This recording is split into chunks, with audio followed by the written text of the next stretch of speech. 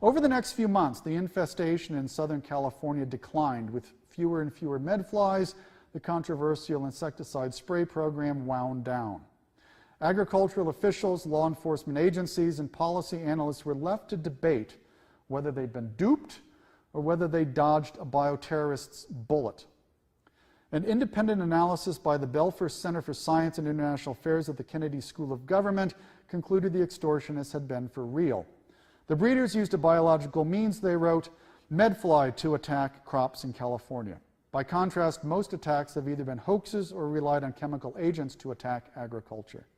People closer to the case seemed to waffle, unable to fully embrace the bioterrorist explanation. James Reynolds, the Western Regional Director for USDA at that time, maintains that the breeders claimed to be raising flies in a garage somewhere in the LA basin. It seemed possibly credible at that time since we were chasing medflies throughout the LA basin, and we had several situations where we found flies just outside the treatment area, requiring us to increase treatment and regulatory boundaries. The chapter also talks about some evidence. For instance, the Mediterranean fruit fly, for the first time ever in history, was found in the exact same places as another exotic organism, the oriental fruit fly. It's never been found, and there was no sort of biological explanation for how these two pests might have happened to arrive at the same place at the same time. All right, so we've sampled this range of ways in which insects have been used as weapons of torture, all right, weapons of warfare, and in contemporary times, weapons of terror. I think the seriousness of the threat should be evident, and so the question might become the final question for the morning and my final reading from the book: are we ready? Does the United States have the capacity to deter, prevent, detect, and counteract an actual entomological attack? So let's finish with entomological terrorism in its full capacity to inflict pain, destroy agriculture, and transmit disease. So how should a nation prepare for the possibility of entomological terrorism? The experts are deeply divided, and their positions depend on how they characterize the enemy. From the perspective of Homeland Security, the focus is on spectacular events that would cost thousands of lives and billions of dollars.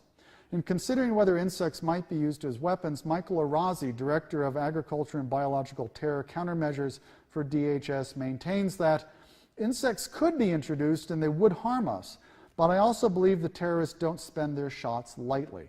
They take their time and do the big thing right once, the catastrophic sort of attack that we will not suspect or be prepared to prevent. We are spending our efforts on those who would harm us the most in the near term. Arazi believes that terrorists would use their, quote, most potent weapon, unquote, in an attack, and insects don't have the same cachet as smallpox or anthrax. However, Arazi fails to consider that microbial weapons, particularly in aerosol form, are extremely difficult to develop and deliver. And given the demonstrable potency of insects, it seems that the government may once again be making the mistake of failing to expect the unexpected. But DHS is making an even higher stakes wager.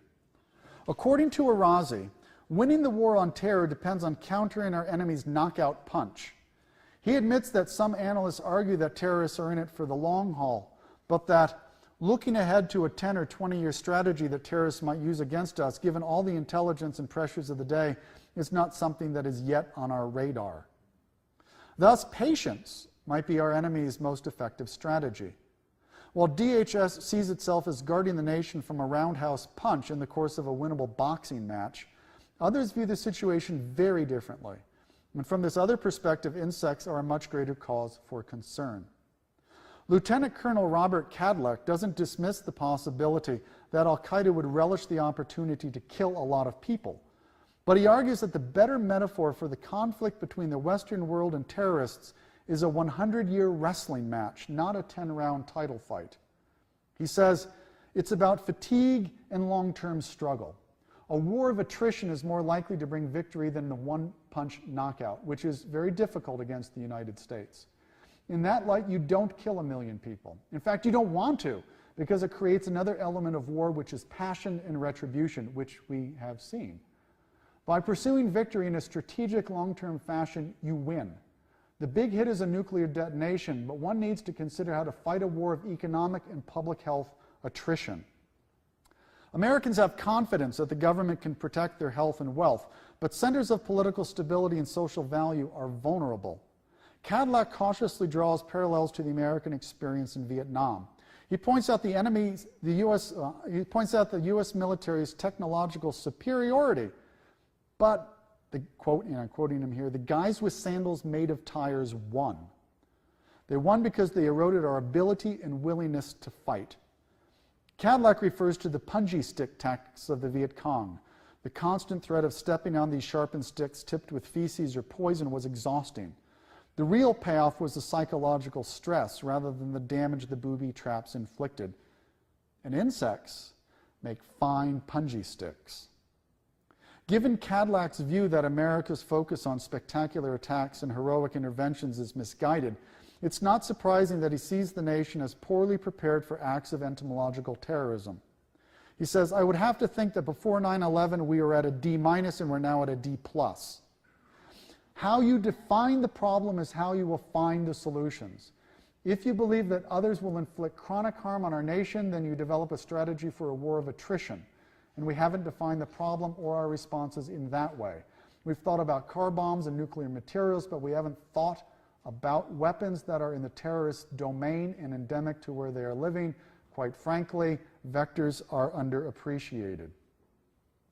Cadillac argues that in the face of uncertainty, that is, we simply don't know what diseases will be chosen by terrorists, the best defense would be to build a strong public health infrastructure. We cannot stop every traveler who is sick from entering the country, but we can stockpile vaccines, train public health professionals, and educate the public. With a viable public health system, the nation would be poised to respond to whatever may come. And the same may well apply to agriculture. We can revitalize an anemic pest management infrastructure with adequately funded mosquito abatement districts, for example, to respond to organisms that slip past our border guards. Agriculture mirrors medicine's predilection for favoring the spectacle of the surgeon implanting an artificial heart over the dutiful work of a public health nurse monitoring blood pressure, providing dietary recommendations, and encouraging exercise. The latter approach is not high-tech or Hollywood heroic, the qualities that garner political support and social interest. But such a mindset is the best defense against entomological terrorism when one cannot know what agent will be used to sicken people or decimate crops and livestock. In terms of pest management, we need a system of educational programs and trained observers capable of recognizing new pests. But the federal budget for agricultural extension, the USDA's Education and Applied Research function, has been losing ground for years. When a novel species is found, we need the expertise to make a rapid and definitive identification, but the nation's taxonomic expertise is appallingly limited. There must be either stockpiles of chemicals or the means for industry to rapidly respond to demand. As we saw during the West Nile virus outbreak, a single city cornered the entire national market on insect repellent within 3 weeks. Likewise, we need surge capacity in terms of aerial applicators who increasingly struggle to stay in business. And finally, we must have the research and regulatory ability to move rapidly and effectively from chemical control to more sustainable practices, including biological control with carefully selected natural enemies. Even if terrorists never attack with disease vectors or agricultural pests, the country can reap continuing benefits. New insect pests continue to arrive at U.S. borders even without the assistance of terrorists. And in many cases, we're deplorably slow to respond for lack of a strong pest management infrastructure. Given the staggering losses from invasive species, an effective pest management infrastructure would pay off, whether or not enemies resorted to smuggling particularly nasty insects into the country. And so, the highest stakes gamble in modern history may be whether the American government bets that terrorists will exploit their position with the occasional attempt to deliver the knockout punch or with an incessant effort to sap our will to fight. Of course, the United States and other Western nations need not devote their defensive resources to only one or the other of these strategies. But if history has any lessons to offer, putting no money on the insects is a very, very dangerous wager.